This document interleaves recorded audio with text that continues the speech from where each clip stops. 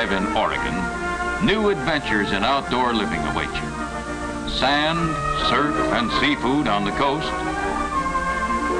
enchanting waterfalls in the interior, sparkling lakes and streams in the Cascade Mountain Range, and the colorful canyons and pine forests of the eastern part of the state. Wherever you drive in Oregon, state parks and roadside rest areas match your outdoor interests, whatever they may be. Oregon parks along the Pacific Ocean coast abundantly provide for fulfillment of recreational pursuits, from sightseeing and picnicking to sunbathing and fishing. Harris Beach State Park near Brookings boasts smooth, sandy beaches, and on occasion the visitor will find decorations which add more charm to the seashore. Harris Beach is one of many. Visitors may obtain information about Oregon from courteous park officials. Nearby is Azalea State Park, where beautifully colored wild azaleas bloom in late spring. Some of the shrubs in this picturesque setting are more than 150 years old, even predating the Lewis and Clark expedition to Oregon in 1805. Farther north, near Port Orford, a playfield at Humbug Mountain State Park may be the scene of a softball game. Visitors may take time to sample an Oregon watermelon or take care of the family wash. Cape Arago State Park, southwest of Coos Bay and North Bend, is one of several coastal areas with fascinating seascapes. Wildflowers, too. And Arago's soft turf is easy on the youngsters. At Shore Acre State Park in the same region, a formal garden produces luscious blooms in an air-conditioned climate. Umpqua Lighthouse near Reedsport is bordered by Umpqua Lighthouse State Park, notable for its magnificent sand dunes, highest in the United States, and secluded Lake Marie, especially pleasant for swimmers.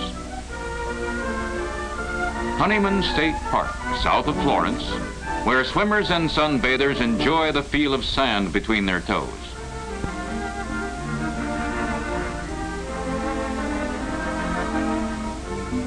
And the best way to see the dunes in this coastal region is from specially developed sand buggies, which travel to every part of the desert-like expanse.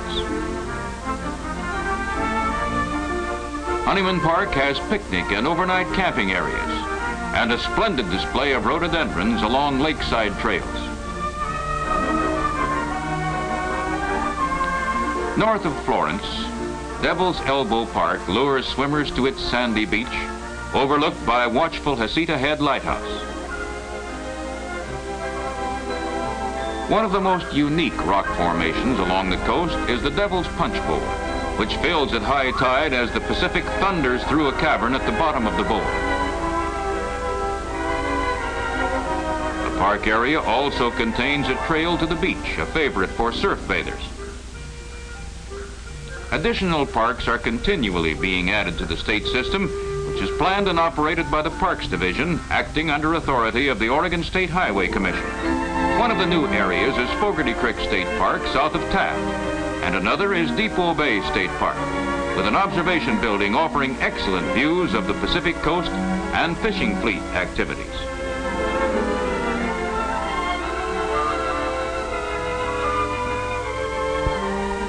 An impressive state park on the northern Oregon coast is Cape Lookout, southwest of Tillamook, with its unusually beautiful stand of Sitka spruce. Facilities for mobile homes are numbered among the attractions of the park.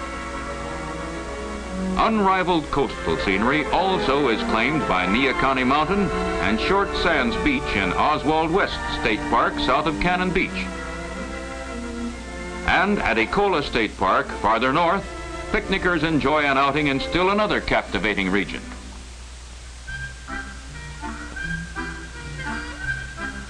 Fort Stevens State Park at the northern tip of the Oregon coast includes Coffinberry Lake and Hammond Beach, which provide fun for swimmers, sunbathers, hikers, and clam diggers.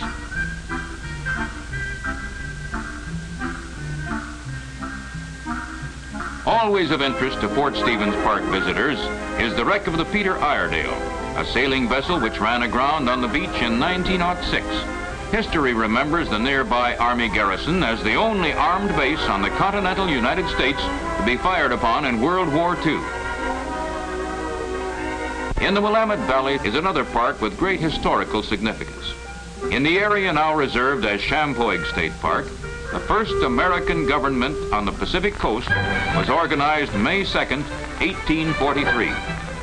Facilities for youth groups have been prepared in some of Oregon's state parks, such as at Silver Falls, east of Salem. Here, visitors find 3 swimming pools, and young athletes have spacious playgrounds for their games.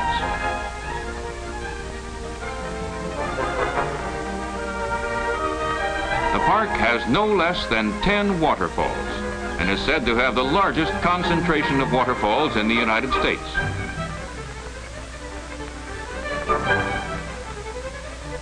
Boat launching facilities are an important part of several state parks. This one at Detroit Lake, 50 miles east of Salem, has a fine ramp which gives fishermen and water skiers alike easy access to the lake. Rivers and streams of Oregon help make up some of the most beautiful park areas in the nation. Swimmers take advantage of the old swimming hole in the South Santiam River at Cascadia State Park near Sweet Home, while picnickers find the perfect setting for their lunch at Armitage State Park on the Mackenzie River near Eugene. And bordering the famed Rogue River in southern Oregon are many parks, including Casey and Tuvel, where boat launching facilities are provided.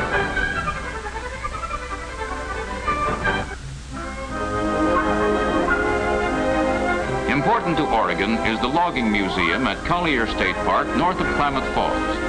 Relics of days long gone by, such as steam locomotives and this logging arch, are on exhibit. In the park are the Spring and Williamson Rivers, where fishermen occasionally catch one to match their stories of the big one that got away. And a small fry angler may find a trout just his size in Crooked Creek, running through Chandler State Park north of Lakeview. Fish also lure visitors to Tumalo State Park north of Bend.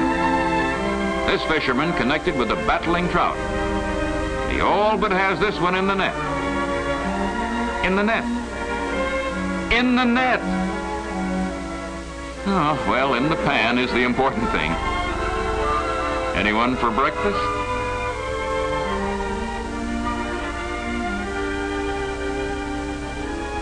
This rod and reel expert won't soon forget Tumalo State Park.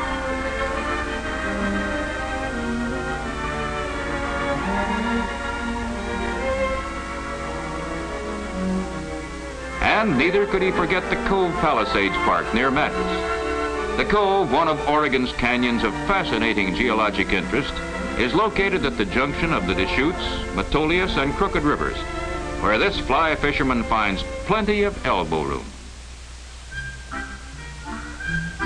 And when fishing's done, he's at home in the park's overnight area. There's a geologic story, too, in the unusual multicolored domes and ridges at Painted Hill State Park, northeast of Prineville. Fossils of tree leaves and plants that grew millions of years ago have been discovered in these formations. Farther east, fossil beds estimated to be 30 million years old are found in Thomas Condon John Day Fossil Bed State Park.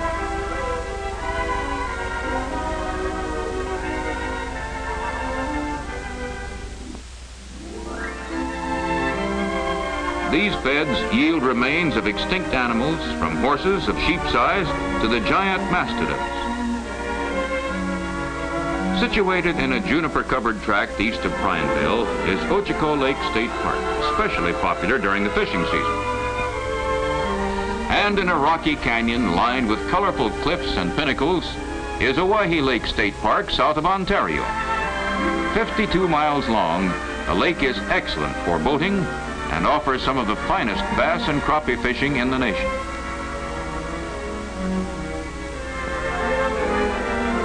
Meanwhile, back at the fish fry.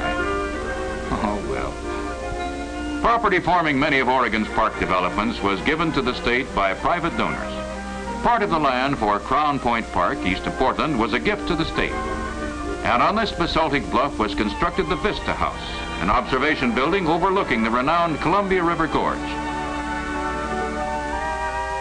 Several choice parks, among them Dabney, Ainsworth, Benson, and Talbot, near inspiring Multnomah Falls, were donated to the state for park purposes.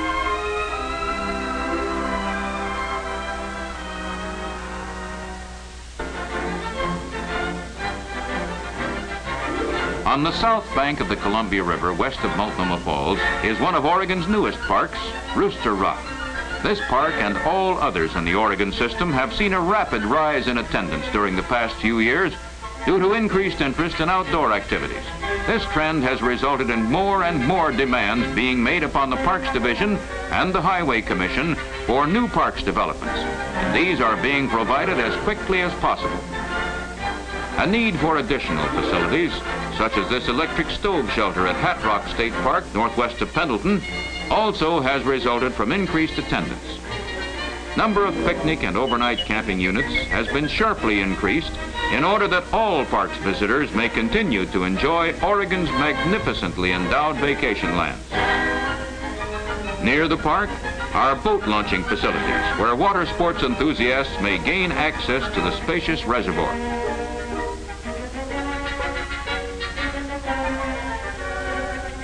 Not finished yet.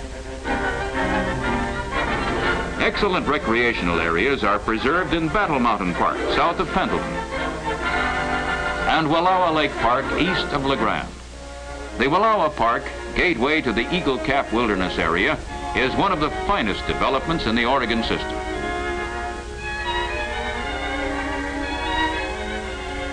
A boat launching ramp, tent, and trailer facilities are available in the park. Anglers, water skiers, and swimmers find there's never a dull moment at Wallowa Lake, a dream come true for outdoor vacations.